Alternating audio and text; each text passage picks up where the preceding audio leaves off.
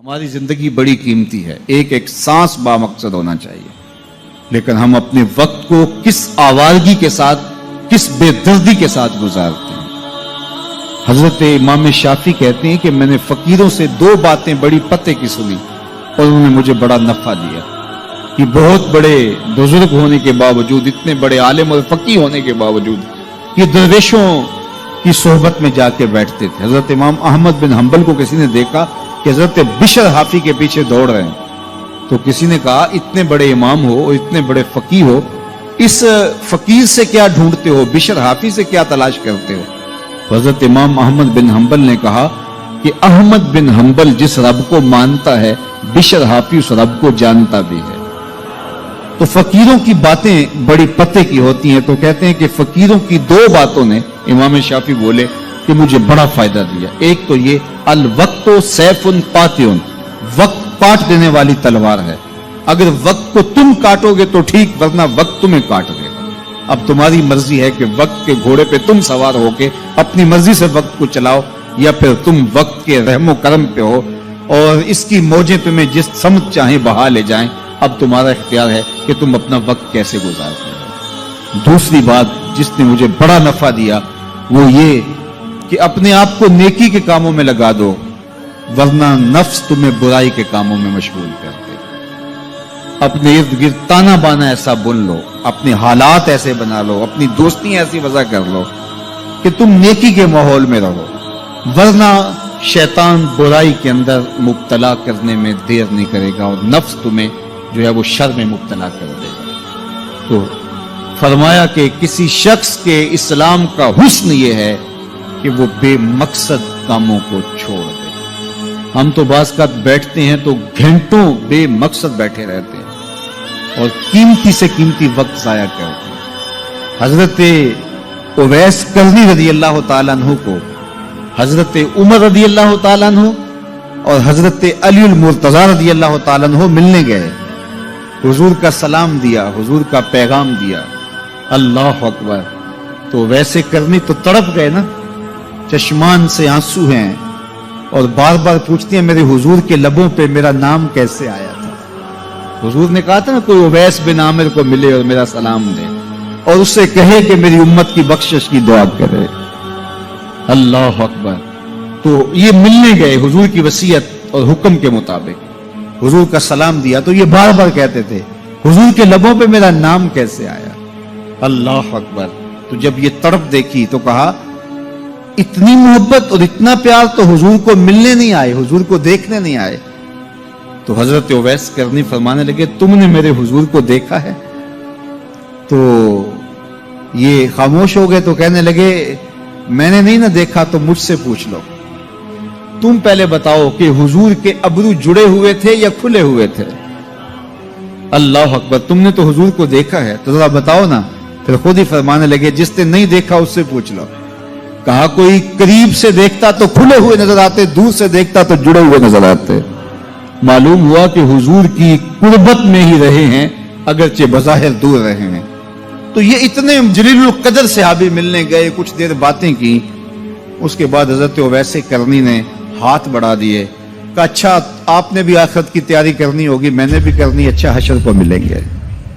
اللہ اکبر۔ تو وقت بہت قیمتی ہے، کسی کے اسلام کا حسن یہ ہے کہ وہ بے مقصد کاموں کو ترک کر دے۔ میں کوئی بہت لمبی عمر نہیں رکھتا، لیکن مجھے آج سے 35 سال پہلے کے حالات کی ہوش ہے، اور جو میرے سے زیادہ عمر میں ہیں وہ اس سے پہلے کے حالات جانتے ہیں۔ تو میرا بنیادی طور پہ ایک دیہات سے تعلق ہے، تو میں اچھی طرح جانتا ہوں کہ لوگوں کے پاس جو آج کچھ ہے وہ آج سے 35-40 سال پیچھے نہیں تھا۔ بالخصوص دیہاتوں کے اندر لوگوں کے پاس ایک یا دو جوڑے ہوتے تھے اور انہیں بار بار پہنتے تھے۔ کسی شادی یا بیاہ کے موقع پہ جانا ہوتا تو بعض اوقات کسی سے وہ لباس یا جوتے مانگ کے لے کے جاتے۔ مجھے اچھی طرح یاد ہے کہ اس زمانے میں لوگ اپنے کندھے پر ایک کپڑا رکھا کرتے تھے، اور شادی پر اگر کسی نے جانا ہوتا تو جس کا کپڑا بہت اچھا ہوتا تو اس سے وہ مانگ لیا کرتے تھے کہ میں نے ذرا شادی پہ جانا ہے۔ بڑے بھائی کے جوتے پہن لیا کرتے تھے، اور اسی طرح گزر ہوتا تھا۔ کبھی کوئی شکوہ زبان میں پیدا نہیں ہوا تھا، اور لوگوں کے شکستہ سے کچے گھر ہوتے تھے، اور گھر کے صحن میں ایک درخت ہوتا تھا، دوپہر وہاں کاٹ لیتے تھے۔ اکثر لوگ دوپہر کا کھانا تیار نہیں کرتے ہوتے تھے، دودھ پی کر کے ہی گزارا کر لیتے تھے۔ صبح کو ناشتہ اور شام کو کھانا ہوتا تھا، لیکن اس کے باوجود اللہ کا شکر کیا کرتے تھے۔ یہ پچھلے دن میں گزرا تو دیکھا کہ بچے کھیل رہے ہیں اور غبارے پھوڑ رہے ہیں، اور جب غبارہ پھٹتا ہے نا تو بچے خوش ہوتے ہیں، کہہ لگاتے ہیں۔ پھر دوسرا غبارہ ہے، وہ اس سے کھیلنے لگ جاتے ہیں، اور پھر جب وہ پھٹتا تو پھر خوش ہوتے ہیں۔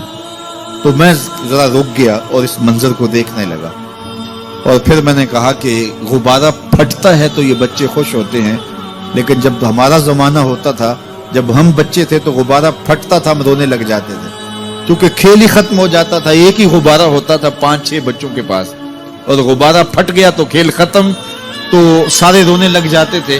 اور اب یہ غبارے پہ غبارہ پھوڑ رہے ہیں اور خوش ہو رہے ہیں، تو کہاں سے کہاں ہم آ پہنچے۔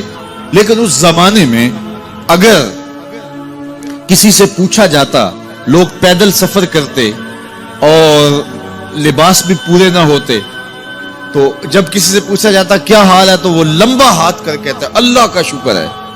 اس کی باڈی لینگویج بتاتی تھی کہ وہ اس کا رواں اللہ کا شکر ادا کر، تو اس کا لہجہ بتاتا تھا، اس کا انداز بتاتا تھا کہ وہ اللہ کا شکر کس گہرائی قلب سے کر رہا ہے، تو وہ کہتا ہے اللہ کا شکر ہے۔ اور آج جب کہ اتنی نعمتیں لوگوں کو میسر ہیں، اتنا کچھ نصیب ہے، عالی نصب گھروں میں رہتے ہیں، لمبی لمبی گاڑیاں ہیں، سہولتیں ہیں، آسودگیاں ہیں، آسائشیں ہیں، مالی آسودگی ہے، رہائشی آسودگی ہے، کھانے پینے کے وافر سامان ہیں، ٹیبل پہ اتنے کھانے لگے ہوئے ہوتے ہیں کہ باری نہیں آتی کھانے کی، اور اس قدر لباس ہے کہ موسم گزر جاتا ہے اور بعض لباس بدلنے کی باری نہیں آتی۔ لیکن اس کے باوجود کسی سے پوچھے جناب کیا حال ہے، آسودہ حال شخص سے بھی پوچھیں تو وہ بھی بڑے آہستگی سے کہتا ہے بس چل ہی رہا ہے۔ تو وہ زمانہ تھا کہ جب لوگوں کے پاس کچھ تھا نہیں تو لمبا ہاتھ کر کے کہتے، تشکر کا لہجہ کتنا دل آویز تھا، اللہ کا شکر ہے۔ اور آج کہتے بس گزر ہو ہی رہی ہے، بس چل ہی رہا ہے۔ تو ناشکری بڑھتی چلی جا رہی، اتنا کچھ ہونے کے باوجود جو ہے وہ ان کا بھی چل ہی رہا ہے۔ تو کہا ان الانسان لربہ لکنود، بے شک انسان اپنے رب کا ناشکر ہے۔ اتنی نعمتیں کھانے کے باوجود، اتنی دولتیں سمیٹنے کے باوجود، اتنی عزتیں پانے کے باوجود، اتنی آسائشیں حاصل کر چکنے کے باوجود، دولت کے اتنے انبار رکھنے کے باوجود، اس کی زبان بولتے ہوئے کتنے بخل سے کام لیتی ہے کہ بس گزر اوقات ہو ہی رہی ہے۔ او میاں تیرے رب نے تجھے اتنا کچھ دیا، یہ دولتیں، یہ دولتوں کے انبار، یہ آسودگیاں، یہ بہاریں، یہ سب کچھ نہ ہوتا، تجھے زندگی بخش دی تھی، اس کا ہی شکر تیرے اوپر واجب تھا۔ اللہ اکبر۔ اللہ نے حضرت انسان کو یہ جو کچھ دیا ہے، کتنی چیزیں ہیں ہمیں پتہ بھی نہیں کہ وہ نعمت ہے، لیکن اللہ نے ہمیں عطا کی۔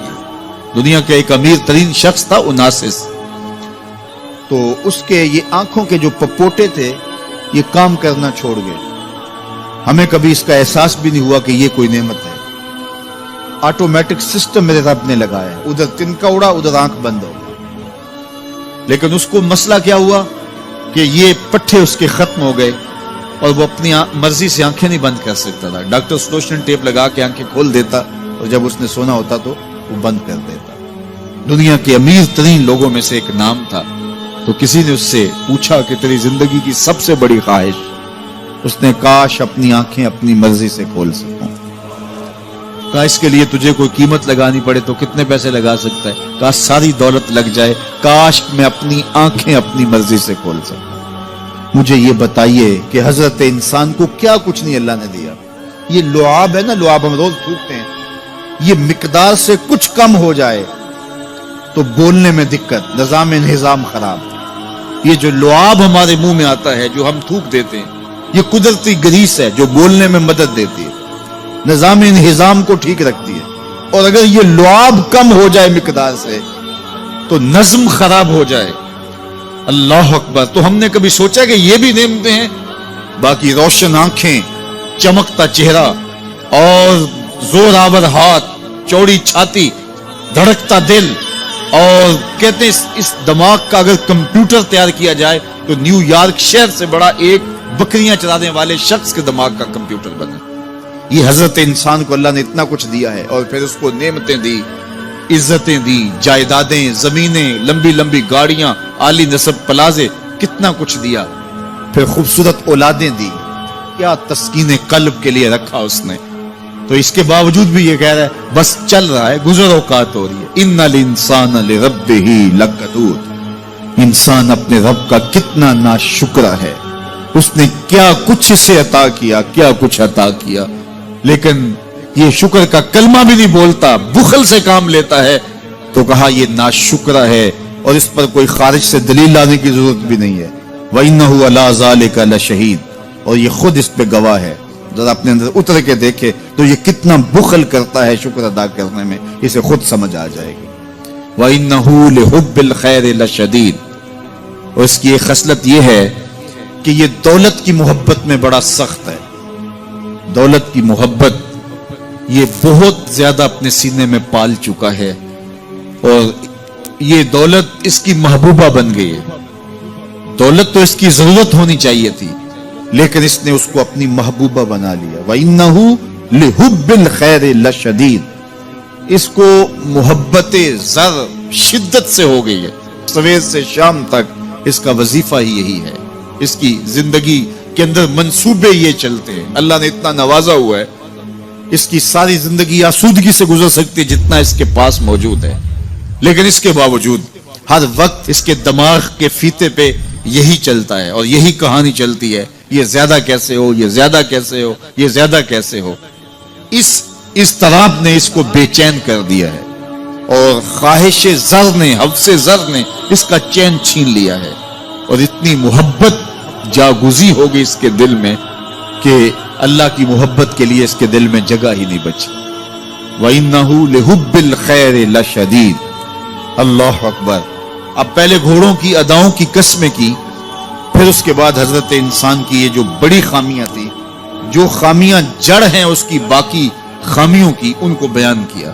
ایک تو ناشکرا ہے, جو ملا ہے اس پہ یہ شکر ادا نہیں کرتا, حالانکہ اگر وہ شکر ادا کرے, رب کا وعدہ ہے کہ اگر تم شکر ادا کرو گے میں اور زیادہ دوں گا.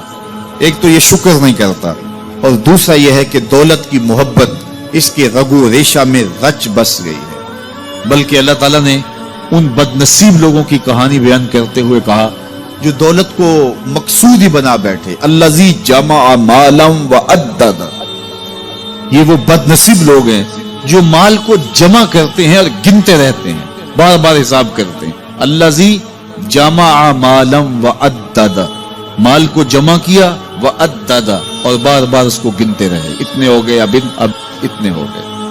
اللہ کلا لینبذن فی الحطام. پہلے شرف میں الذی جمع مالا وعدد یحسب ان مالہ اخلد, یہ گمان کرتے ہیں کہ ہمارا مال ہمیں لافانی کر دے گا, مال کی کثرت سے ہم محفوظ ہو جائیں گے اور ہمارا کچھ نہیں بگڑے گا. دولت اتنی ہوگی تو ہم ہر طرح سے حفاظتوں کے ساتھ میں آ جائیں گے, ہمارا مال ہمیں لافانی کر دے گا. یحسب ان مالہ اخلد. اللہ تعالیٰ نے فرمایا کلا, ایسا ہرگز نہیں ہے, یہ تمہاری بھول ہے کہ مال تمہیں لافانی کر دے گا, مال تمہیں مرنے نہیں دے گا, مال تمہیں محفوظ کر دے گا. کلا, ایسا ہرگز نہیں ہے, بلکہ کیا ہے, لَيُنبَذَنَّ فِي الْحُطَمَةِ, ہم تمہیں پکڑ کے آگ میں ڈال دیں گے. لَيُنبَذَنَّ کے لفظ پہ اگر غور کیا جائے تو عربی میں جب ان کا جوتا پرانا ہو جاتا تو پرانا جوتا جب پہننے کے بھی قابل نہ رہتا تو اس کو اتار کے ایسے حقارت سے پہنتے اور اس کے لیے لفظ استعمال کرتے نبذت النال, میں نے جوتا پھینک دیا. وہ جوتا جو پاؤں میں ڈالنے کے بھی قابل نہ رہے اور اتنا پرانا ہو جائے کہ اس کو اب جو ہے وہ مزید مرمت بھی نہ کروانا ممکن ہو, تو اس کو پھر پھینکا جاتا ہے اور پھر اس کو وہ حقارت سے پھینکتے ہیں, اور وہ جوتا چلتے ہوئے تنگ کرتا ہے تو پھر اس کو اتار کے حقارت سے رب پھینک دیتے ہیں. تو اس کے لیے لفظ بولتے ہیں نبذت النال, میں نے جوتا پھینک دیا. حقارت سے پھینکنے کو نبض کہتے ہیں, اور یہی لفظ اللہ تعالیٰ جل شانہ نے فرمایا کلا لینبذن فی الحطمہ. اے اہل عرب, جس طرح تم جوتا پرانا حقارت سے پھینکتے ہو, ہم حقارت سے تمہیں آگ میں ڈال دیں گے. کلا لینبذن فی الحطمہ. یہ ان مالداروں کی کہانی ہے جنہوں نے مال کو اپنا معبود بنا لیا، مال کو اپنا مقصود بنا لیا. مال مال مال، ہر قدر پامال کر دی، ہر قدر کی قربانی دے دی مال کے بدلے، اور مال ہی ان کا مقصود بن گیا، اور یہ سمجھے کہ یہ مال جو ہے وہ ان کو لافانی کر دے گا، ان کو مرنے نہیں دے گا، ان کے لیے حفاظتی حصار بن جائے گا.